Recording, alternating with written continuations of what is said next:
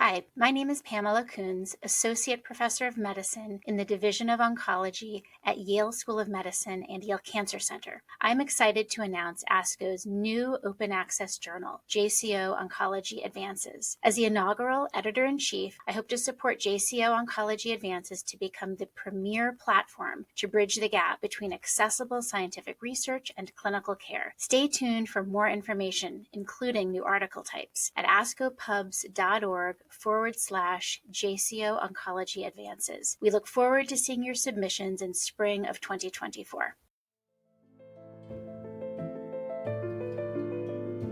The guest on this podcast episode has no disclosures to declare. Hello, everyone, and welcome to another episode of the JCO After Hours podcast. Our podcast where we get in depth for articles in the Journal of Clinical Oncology. I am your fearless leader and host, Shannon Westin, the social media editor for the JCO, as well as a professor of gynecologic oncology at MD Anderson Cancer Center. And I am so excited to introduce our two guests today. We are going to be discussing the article from the JCO, Where Are All the Women in Industry Advisory Boards? And none of my guests have conflict of interest related to this work.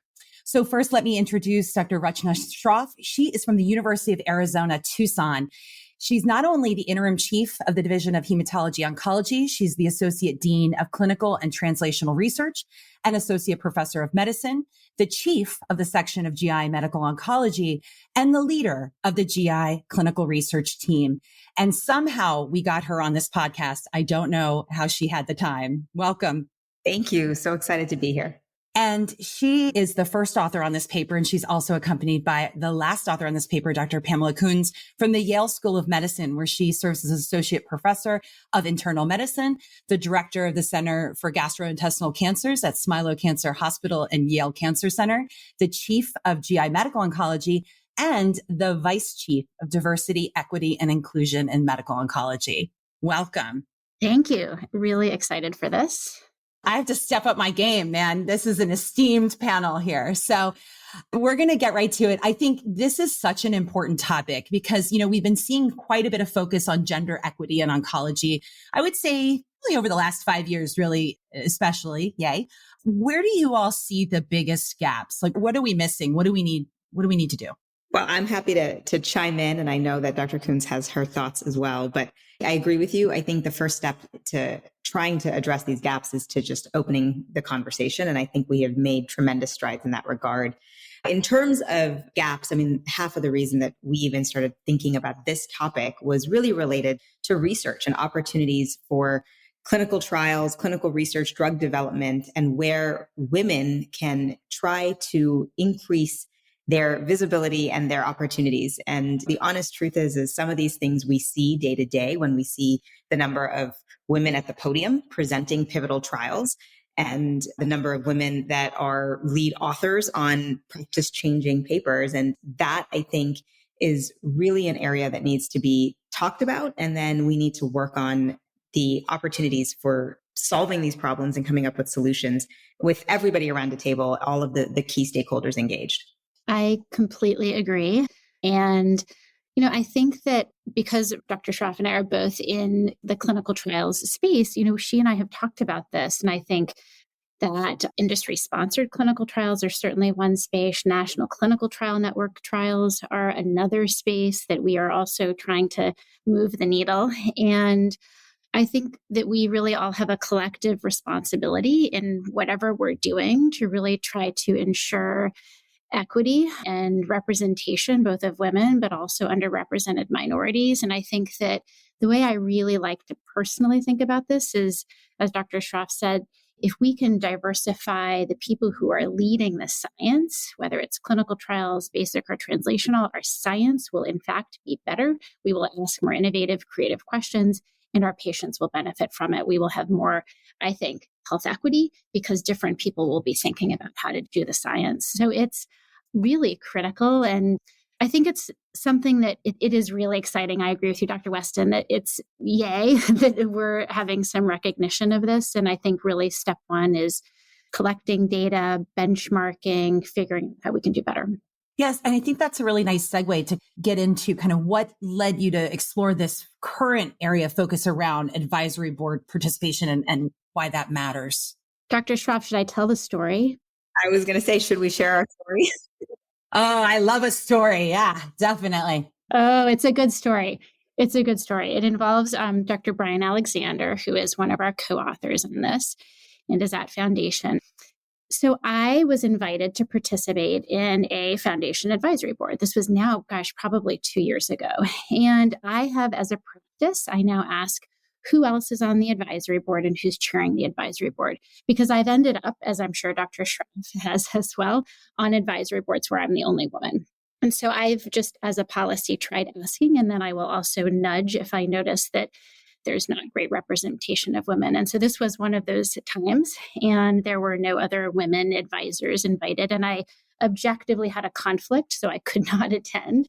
And this was before I even knew Brian. I was like, I'm going to email the CEO and the COO of Foundation.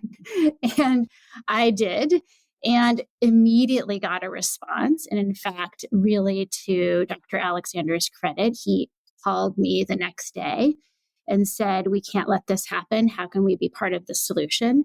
We have some other fantastic industry partners intentionally as part of this author list. And I think we're really eager to try to partner in this. I think it takes an academic industry partnership to try to move the needle here. So, I think it took some real vulnerability on Dr. Alexander's part to say, we need to do better and to really do a deep dive. Dr. Shroff, any comments on that? And then you and I started texting, I think. Yeah, no. So, similarly, I was asked to participate in, I think, the same advisory board, but I also had a conflict, which is why Dr. Kunz did not see that I was one of the invitees. And so that's how we started talking about it. And I agree. I think what was truly admirable was, of course, not just the immediate responsiveness, but the let us be part of the solution. Like, what can we do intentionally to try to shine a light on this? And then what can we do to help find solutions? But, I think it was interesting because once Dr. Kunz and I started talking about it, I also mentioned to her that I have had the privilege, because I work in a very small research space of cholangiocarcinoma, that I have had the privilege of participating in an all-female advisory board. And it was, again, a very purposeful creation and composition of an advisory board in partnership with industry and myself. I helped chair that advisory board. And it was night and day in terms of the way that the advisory board ran, the way in which there was engagement and participation. And so we kind of started talking about, well, what if we started coming up with these types of solutions, and how could we flip the script and be able to see positive impact? I'm an advisory board participant myself, and in a predominantly female driven cancer and a female dominant physician. We have a long way to go in GYN oncology as well. I'm often the only woman at the table. And so I'm so grateful to your leadership for kind of calling this out. I guess before we get too much into your paper, I want to be mindful for listeners that maybe don't participate in these advisory boards. Can you give us a little bit of a rundown with what happens kind of at these tables? Dr. Shroff, I'm happy to let you start if you want to. Okay. So, advisory boards are typically composed of anywhere from 5 to 15, 20 sometimes participants. And usually the composition is what are historically called KOLs. So people who are thought of as thought leaders in a specific space. And advisory boards are typically organized by an industry partner, and that partner decides on the question that they want the advisors to address.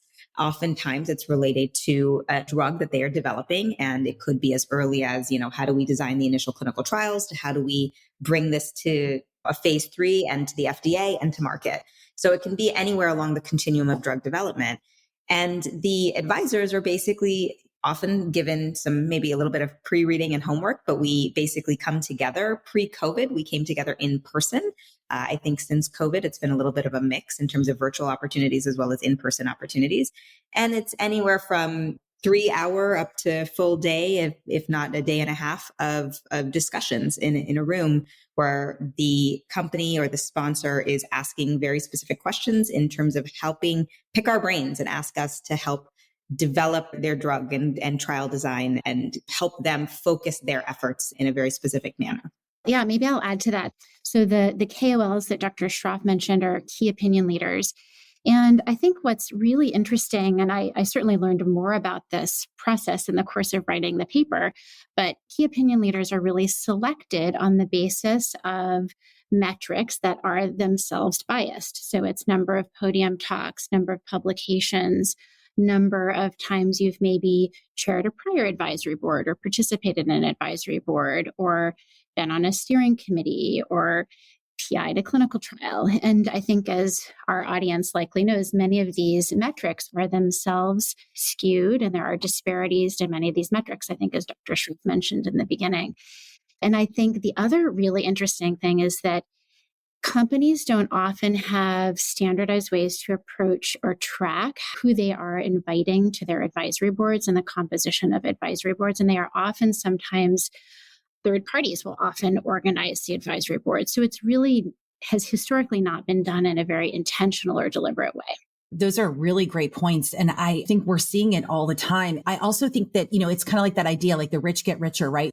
And so it's on us to some degree too, right? As we rise and become the lead authors and are the chairs of the steering committee. And that's what I heard you say, Dr. Shroff, is like being very mindful about who you select or who you ask your industry partner to select. So I think there is a role there. I completely agree with you that calling attention to this is going to make it, because it can't just be a couple of people doing it. It needs to be a widespread movement. I guess the next question, we've talked a little bit about how these boards are selected. How does a lack of women at the table impact the patients? How does it impact the women themselves? Like, why does this matter? Well, I mean, I can start with the latter in the sense of how does it impact the women? And it's like you said, the rich get richer. And so I think because these advisory boards are often the first place that trials are discussed and or developed, those advisors tend to lend themselves to having pivotal roles in the trials that are being designed. And pivotal roles include global steering committee participation. And steering committees are formed usually at the get-go of a clinical trial, and typically authorship for the subsequent publication and or presentations are determined by the steering committee composition. And so if you don't have a seat at the table at the advisory board, you are more than likely not going to have a seat at the table on the steering committee, which then leads to not necessarily being at the podium and or the first or senior author on the subsequent publication. And so unfortunately, it's very much a snowball effect in terms of not being able to have women participate along the continuum of the development of a drug or a therapy in a specific disease site. And then, of course, those things potentially impact the advancement of the woman in terms of her career, right? Because at the end of the day, there are still very somewhat outdated promotion and tenure things that are looked at, including authorship and lead and senior authorship and platform presentations and how many practice-changing studies you've been involved in. And so if you don't necessarily start at that advisory board, you may have that impact affect your ability to get promoted and advance in your career as well. And then Dr. Kunz, I'm sure you would love to talk a little bit about the other. I agree. I think you really painted a nice story of like this massive domino effect that not being at that first table has on a woman's scientific opportunities and really on their career. And so I think that it's really trying to help create opportunities for women. I will also, we may get to talk about this a little bit later, Dr. Westin, but really women and underrepresented minorities and really looking at sort of the intersectionality of gender and other underrepresented characteristics, because I think we really also want to advocate that we need really a diversity of all types of voices on these advisory boards. And I just will say that, just like Dr. Kunz mentioned, that there's something to be said because the more diversity of representation we have at the table, the diversity of thought there is in clinical trial design. And to your question, Dr. Westin, smarter, more innovative, more equitable, and more accessible clinical trials will inevitably come out of diverse voices that are helping to design that trial.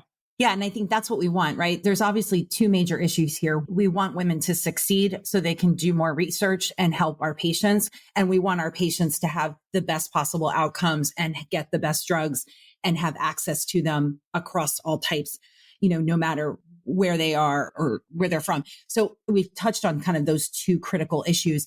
I do want to expand a little bit. Do you have information of how this lack of gender parity may intersect with traditionally disenfranchised groups? You were kind of starting to kind of get at this, I think, Dr. Kunz. It can certainly touch on that. I mean, I think that this concept of intersectionality was actually coined by a law professor, Kimberly Crenshaw, and it really speaks to the fact that a number of underrepresented characteristics, when experienced together, those individuals can experience an extra burden of discrimination. And I think we can see that whether they women of color or have other underrepresented characteristics such as disability, et cetera, really don't have a voice at the table. And I think we need to be especially mindful of that. And I think that we want to be certain, I think that we know that our patients, certainly there are a number of health inequities, health disparities. And I think that if we can have more diverse voices designing trials and being really mindful of how we accrue more underrepresented minority patients to clinical trials, how we design eligibility criteria that aren't unintentionally exclusive, there really needs to be, I think, a revolution of how we think about being more inclusive in our clinical trial designs so that we get answers that are reflective of our diverse populations. Now let's hit where the rubber meets the road. There's an issue, right? What do we do? What can we do? Well, I think, like I said, shining a light on it is obviously the first step. And when we went to write this paper, we realized the paucity of data that is out there, quantifiable data for us to kind of support certain comments and anecdotal thoughts that we had. And so, I think that the first step is to be able to partner with industry. And I know that that has a little bit of a taboo component to it when we talk about clinical research and academia. But the honest truth is the only way we're going to be able to come up with solutions is by having everybody on the same page about the fact that we need to remedy this. And so I think we talk in our paper about a number of actions that companies and sponsors can take in terms of just intentional leadership and asking for those that are involved in designing and planning advisory boards to strive for equity, but also, to your point about rubber meets the road, more hard data. How can we better quantify where we're at and what benchmarks and milestones we want to hit in terms of equity and diversity across the board, not just gender?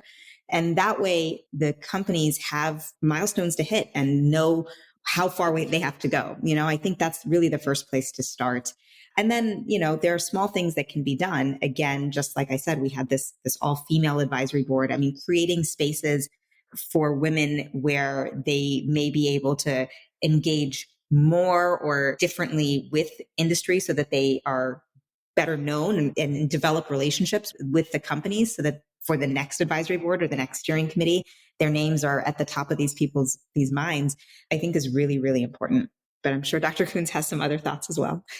Yeah, no, all of those are great ideas. So I completely agree that step one is collecting the data. And I think that that's easier said than done.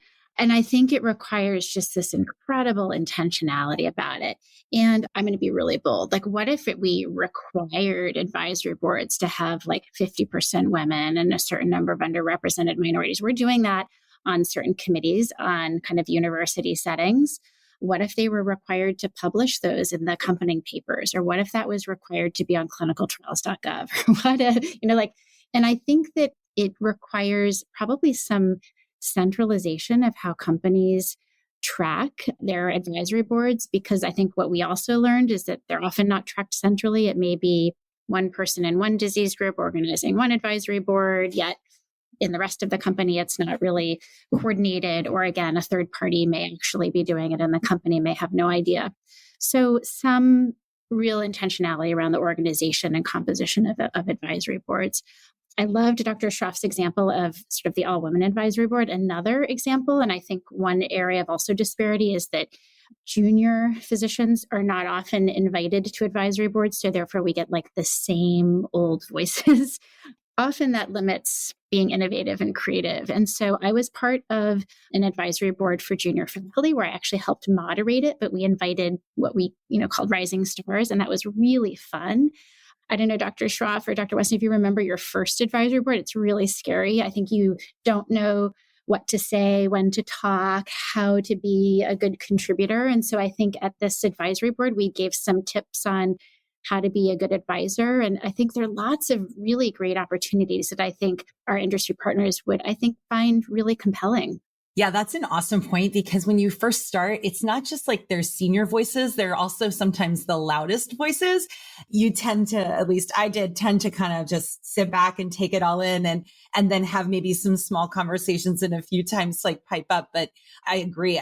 Well, this has gone by super fast and has been incredibly engaging and educational. I guess the last question I have for you all is, what's next for you guys? What are you doing next in this work?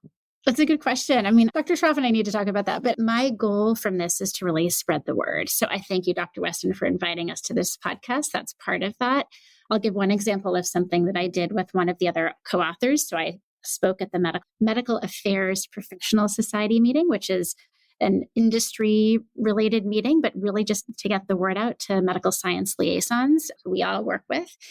So I think we need to figure out how to really partner. And I think to Dr. Shroff's point, this can't be taboo. This has to be something that we really work on together. I think there are other arenas, as we'd said, like National Clinical Trial Network trials, investigator-initiated trials, of really diving deeper into how we can create opportunities in those spaces as well. Dr. Shroff?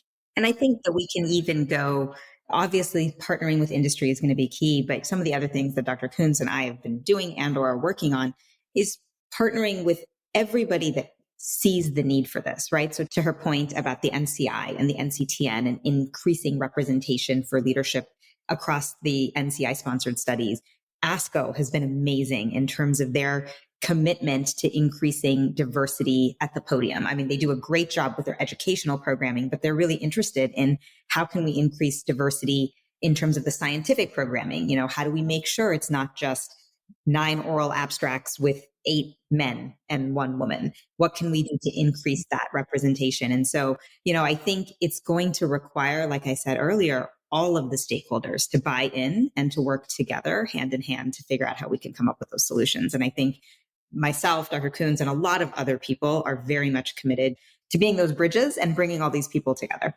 Well, you've inspired me to do the same, and I intend to recruit all the women in GYN oncology to help me. Well, thank you both so much. This was such a great podcast, and I hope everyone learned a lot. Thank you all listeners for tuning in to JCO After Hours. Please go to our website and check out our other podcast offerings. This podcast was about where are all the women in industry advisory boards. Please go read that paper and learn a ton. Take care. The purpose of this podcast is to educate and to inform. This is not a substitute for professional medical care and is not intended for use in the diagnosis or treatment of individual conditions. Guests on this podcast express their own opinions, experience, and conclusions.